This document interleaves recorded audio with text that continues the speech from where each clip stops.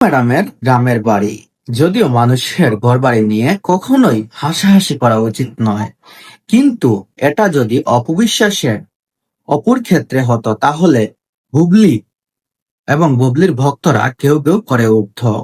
15 বছর পর্যন্ত নোয়াখালীতে এই ঘরে বড় হন বর্তমানের চিত্রনায়িকা শবনম ইয়াসমিন বুবলি। একটা ভাঙা টিনের ঘর ছাড়া আর কিছুই নেই তার অস্তিত্ব। ওয়েল্ডিং এবং ব্লকবাস্টার হওয়ার পর তিনি ঢাকায় 3 কোটি টাকার একটা ফ্ল্যাট নিয়ে বসবাস করেন। এবার অপবিশ্বাসের ক্ষেত্রে আসি।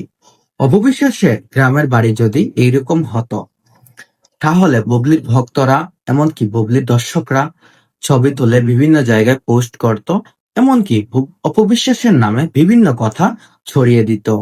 এবার আপনারাই বলেন, আপনাদের প্রিয় নায়িকা, আপনাদের কুইন বুবলির গ্রামের বাড়ি দেখে আপনাদের কি মনে হচ্ছে? কেমন লাগছে আপনাদের? বুবলি তাহলে চাইলে পারতো তার গ্রামের বাড়িটাকে সুন্দর এবং সবুজ করে রাখতে।